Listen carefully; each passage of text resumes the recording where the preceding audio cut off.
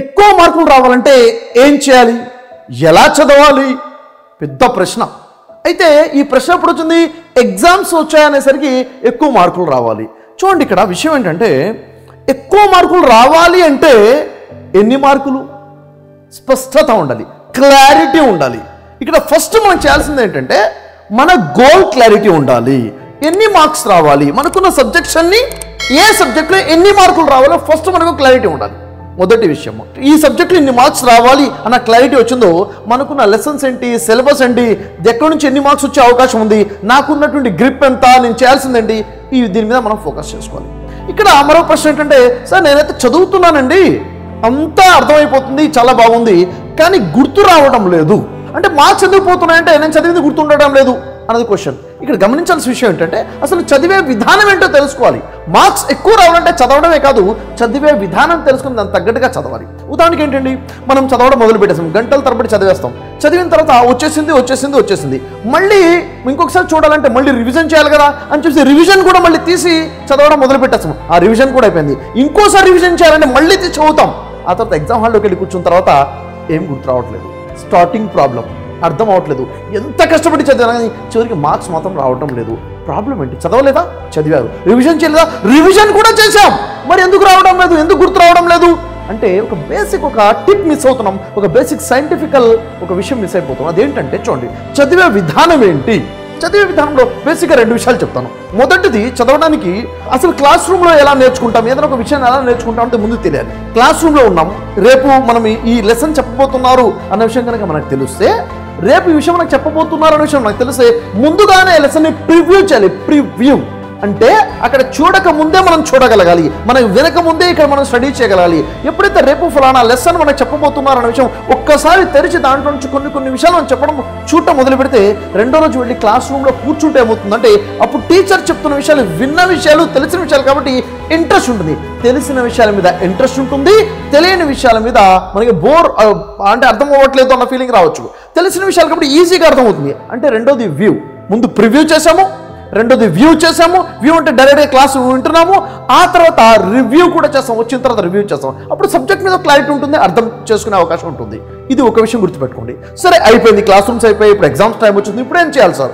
ఇప్పుడు ఏం చేయాలనుకుంటే మీరు చదివేటప్పుడు బట్టి కొట్టడము, మగప్ చేయటం అనేది కాన్సెప్ట్ వదిలేయండి. మీరు ఏదైతే చదువుతున్నారో దాన్ని అర్థం చేసుకునే ప్రయత్నం చేయండి. అసలు ఇదేంటి, ఫార్ములా ఏంటి, లేక ఈ సబ్జెక్ట్ ఏంటి, ఇక్కడ చెప్పబడుతున్న విషయం ఏంటి, ఆ సబ్జెక్ట్కి సంబంధించి మీరు ఏం చదువుతున్నారో ఆ పారాగ్రాఫ్ని, ఆ క్వశ్చన్ని అర్థం చేసుకోండి. First point. ఎప్పుడైతే అర్థం చేసుకున్నారో మీకు దానికి క్లారిటీ వచ్చిందో గుర్తు రావట్లేదన్న విషయం ఉండదు. ఎప్పుడైతే క్వశ్చన్ వింటారో దానికి సంబంధించిన క్లారిటీ మీ ఫైల్ ఓపెన్ అయిపోతుంది. అయితే ఇక్కడ చదివే విధానం ఏంటంటే ఎప్పుడైతే ఒక విషయాన్ని మీరు చదివారో, చదివిన తర్వాత మీకు అర్థమైపోయింది అనుకుంటామో, అర్థం అవటం కాదు, ఎగ్జామ్ హాల్లో రీకాల్ చేయగలగాలి, ఎగ్జామ్ హాల్లో గుర్తు రావాలి, ఇంపార్టెంట్. దానికోసం ఏంటి, రివిజన్ అంటే మళ్ళీ చూసుకోవడం కాదు. రివిజన్ ఎలా చేయాలంటే చదువుకున్న ఆ లెసన్ని, చదువుకున్న ఆ క్వశ్చన్ని కళ్ళు మూసుకొని మనము సమాధానం చెప్పుకోగలగాలి. సమాధానం చెప్పేటప్పుడు ఎక్కడెక్కడైతే మీరు ఆగిపోతున్నారో అక్కడక్కడ మళ్ళీ మీరు తెరిచి చూసుకోవాలి. ఎస్, ఇక్కడ నేను ఆగిపోయాను, ఎస్, ఇక్కడ నేను ఆగిపోయాను, ఇక్కడ కూడా ఆగిపోయాను అనే విషయం మీకు అర్థమైపోతుంది. ఆ తర్వాత మళ్ళీ ఒకసారి చూసుకున్న తర్వాత మళ్ళీ కళ్ళు మూసుకొని మళ్ళీ చదవగలగాలి. అంటే ఇక్కడ ఏం చేస్తున్నారు, ఇండైరెక్ట్గా మీరు ఎగ్జామ్ రాస్తున్నారు అంటే recall is very very important. ఎందుకంటే మీరు ఆన్సర్ మొత్తం రాయలేరేమో, అంత టైం మనం ఉండదేమో. ఆన్సర్ రాయకుండా మనం ఊహించుకుంటూ వెళ్ళినా కానీ సమాధానము ఎక్కడ ఆగిపోతున్నామో కూడా తెలుస్తుంది. ఇదొక విధానం. ఇంకో విషయం ఏంటిది, ఒక క్వశ్చన్కి ఆన్సర్ ఏంటిది అన్నప్పుడు దాంట్లో మెయిన్ పాయింట్స్ మనం గుర్తు చేసుకోవడానికి ఒక గంట ఆన్సర్ చేయాల్సింది మెయిన్ పాయింట్స్ రాసుకుంటూ వెళ్తే ఒక 5 minutesలో కూడా ఆన్సర్ మనం చేసేయచ్చు. రఫ్గా ప్రిపరేషన్ కూడా అవుతుంది. ఎప్పుడైతే మనం ఈ విధంగా రీకాలింగ్ మీద మనం ఫోకస్ చేస్తామో ఎగ్జామ్ హాల్లో కూడా ఈజీగా విషయం గుర్తొచ్చేస్తుంది. ఎందుకంటే ఒక క్వశ్చన్కి సమాధానము ఒక 2 పేజీలు ఉన్నా కానీ దాంట్లో ముఖ్యమైన పదాలు 4, 5, 10 పదాలు ఉంటాయి. ఆ పదాలు మనకు గుర్తుండాలి. ఆ పదాలు ఎప్పుడైతే గుర్తుపెట్టుకుంటామో ఖచ్చితంగా ఆన్సర్ మనం చేయగలుగుతాము. సో ఇక్కడ బేసిక్ టిప్ ఏంటంటే చదవడం కాదు, చదివింది అర్థమైందా లేదా, అర్థం చేసుకుని రీకాల్ చేసామా లేదా, మళ్ళీ గుర్తు చేసుకునే ప్రయత్నం చేసామా లేదా, ఆ తర్వాత ఎక్కడెక్కడ మనం ఆగిపోతాం ఐడెంటిఫై చేసి దాన్ని ఎప్పుడైతే మీరు చేస్తారో ఎగ్జామ్ హాల్లో ప్రొడక్టివిటీ అనేది ఉంటుంది, చదివిన దానికి ఫలితం అనేది ఉంటుంది. ఈ విధంగా ప్లాన్ చేయండి. ఎగ్జామ్స్లో మార్క్స్ ఎక్కువ రావాలి, చాలా మంచిది. ఏ సబ్జెక్ట్లో ఎన్ని మార్క్స్ రావాలో క్లారిటీ మీరు పెట్టుకోండి. దానికి తగ్గట్టుగా ఉన్న సిలబస్ని ప్లాన్ చేయండి.